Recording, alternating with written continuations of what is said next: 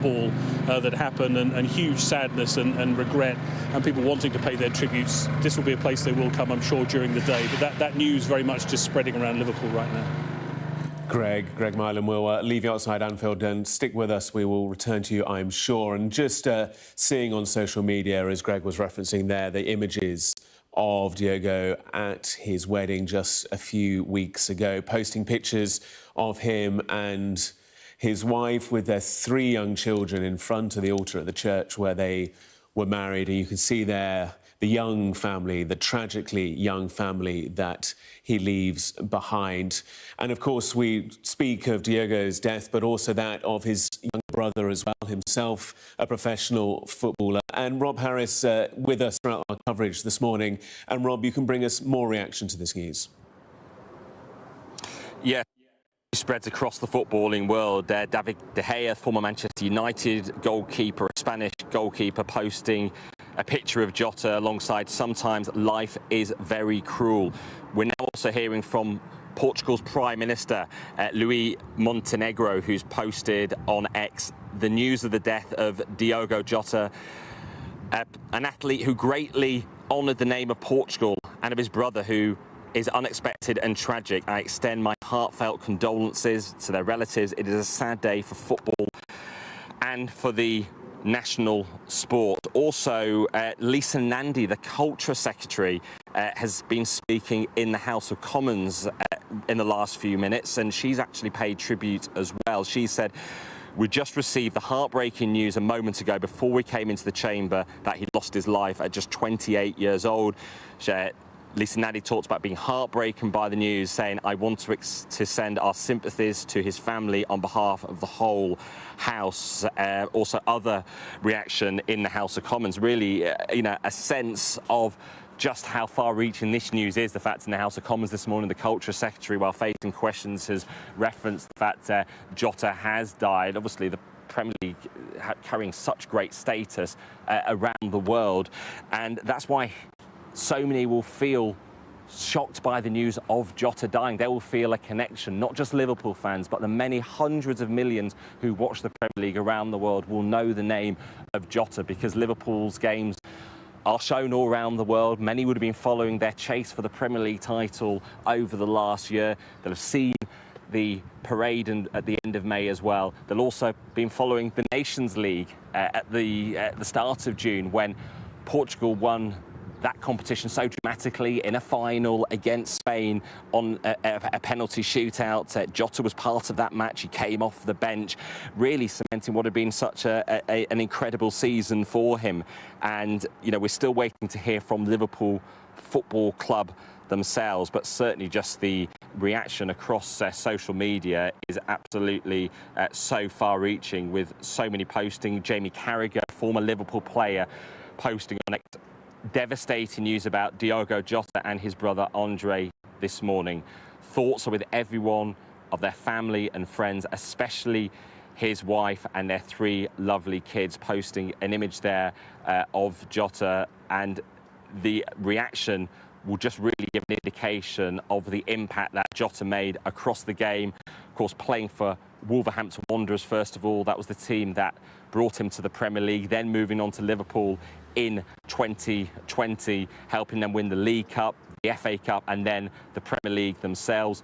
The Portuguese Federation posting their own tribute this morning, talking about being completely devastated for the player who made almost 50 appearances for the national team, and they are hoping for their minute silence before the women's team plays here in Switzerland tonight, where I am, for the Women's European Championship. Portugal due to be playing against Spain later on tonight in that competition, with so many of their fans arriving in this country. And I'm sure many will be thinking particularly about Jota's 3 children today, the 3 children who were there for his wedding just a few weeks ago, a wedding that has been celebrated with the video being posted on social media, really reflecting one of the happiest days of Jota's life. Yes, the tragic reality, those 3 young kids growing up without a father following that devastating crash, and thoughts also to Diogo's younger brother, who was also killed. Let's bring in co-host of the Redmond TV, Chris Jack. Chris, how are you doing?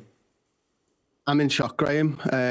I think everybody's in shock right now. You know, you can sort of see the rumours come in on Twitter and in WhatsApp groups, and everyone's just praying that the rumours weren't true, but it looks like they are, unfortunately. And everybody in this building, we came in this morning, we had our plans for the day, and I'm not sure any of us are going to do much today, to be honest with you, because we're all completely and utterly heartbroken and thinking of Diogo Jota and his family and, you know, all those close to him, his friends, his teammates and everything. But, you know, I'm thinking of the Jurgen Klopp's quote really more than anything, and that is the most important of the least important things, when he was talking about football. And you know, that quote, I think, suggests that in genuine times of hardship and crisis, the football world will come together. And you can see that now. I've had texts from Everton fans and Manchester United fans, and we've seen the outpouring of emotion. But I think, yeah, we're just all in shock.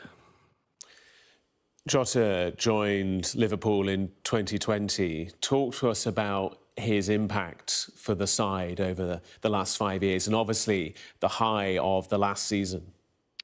Well, yeah, I mean, obviously when he came in, we had Sadio Mane, Roberto Firmino and Mo Salah, and, you know, three fantastic forwards for Liverpool. Jota was brought in from Wolves, relatively modest fee by today's numbers even, of around £40 million, and was able to come in and score crucial goals. Probably, I think maybe his last goal was actually an Anfield winner against Everton Football Club, which set us up to be able to win that game at home against Tottenham, which brought home number 20. So, I mean, we followed him and his teammates all around the world. We've supported him. We've interviewed Diogo on this channel and stuff, and he was a genuine breath of fresh air to be around. Played the game the right way with a smile on his face.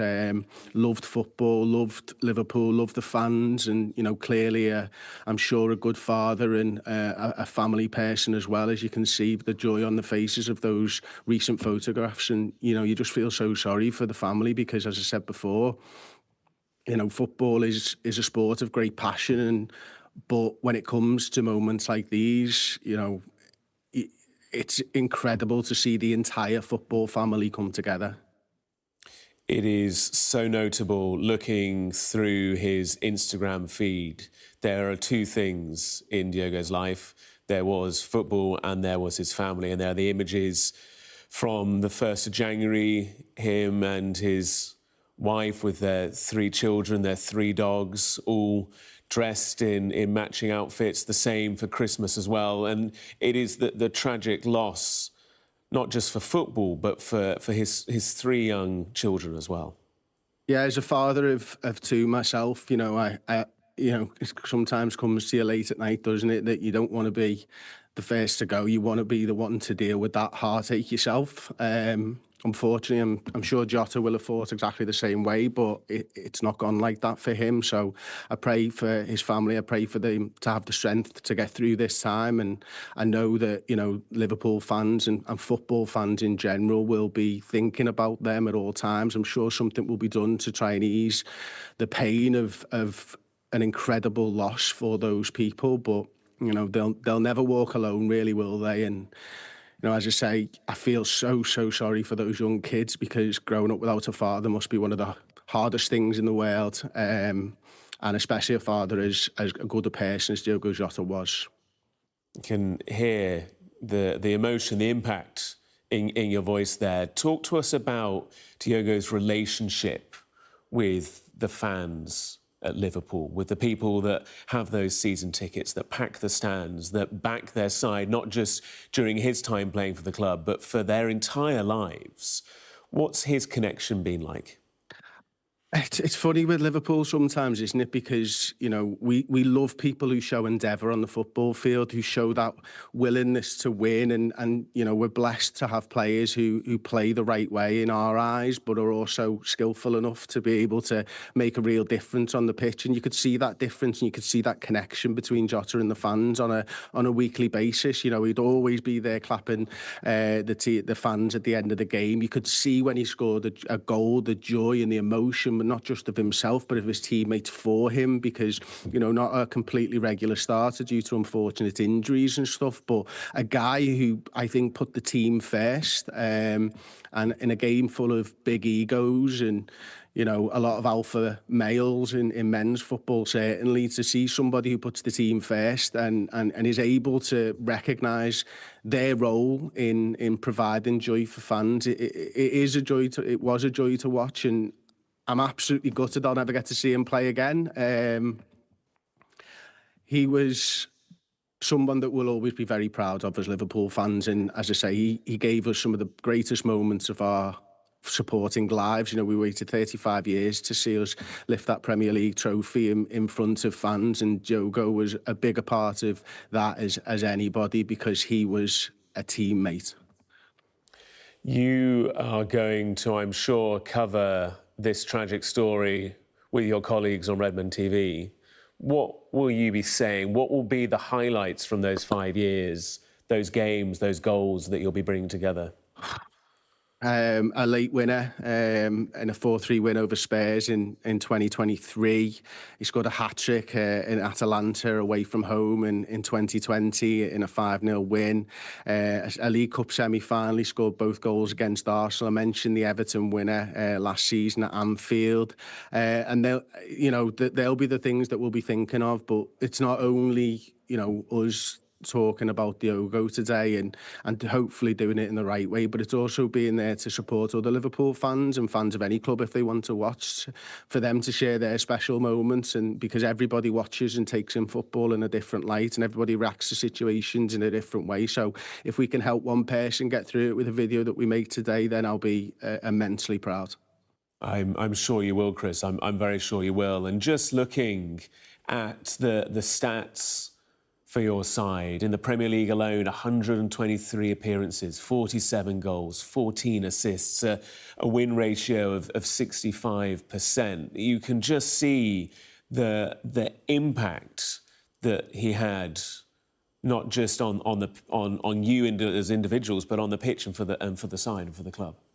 Yeah, he'll be sorely missed as a football player and an impact player, of course, for Liverpool. But I'm sure, you know, I'll reach out to anybody who plays or coaches or works at Liverpool Football Club right now. I'm sure his impact off the pitch will be felt the most, and that's a measure of the man, isn't it? Because, as I said at the start of this, you know, football is the most important of the least important things, and I'm sure there'll be a lot of Liverpool fans, coaches, players, staff, whatever, in a tough way today. And, you know, we'll all be reflecting on the time that Diogo has been with us, and that will take some time to get over, I suppose, because he was such a good player for us.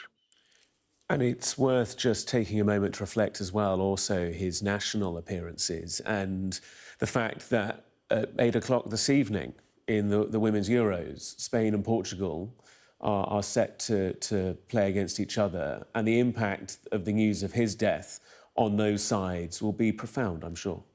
I'm sure it will do, yeah. And you know, I hope that UEFA do the right thing and maybe postpone the game in some way, or because there'll be, I'm sure, a lot of people in that Portuguese national side that won't be up to it today. And, you know, and again, I just hope that UEFA do the right thing.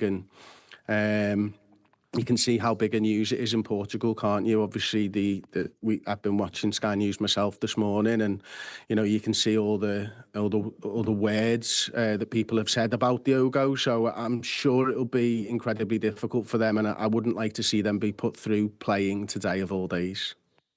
Chris, we really appreciate you sharing your time and your thoughts and memories with us. Chris Pajak from Redmond TV, good to have you with us, and all the best for the rest of the day as well. Thanks, Gareth. Now then, Lisa Nandy, the Culture Secretary, has been paying tribute to Diogo Jota. Let's bring it to you. This was from a few moments ago in the House of Commons. Speaker. Thank you, Mr. Speaker. And can I just take this moment to echo the comments that were made by the honourable gentleman a moment ago about Diogo Jota. We just received the heartbreaking news a moment ago before we came into the chamber that he tragically lost his life at just 28 years.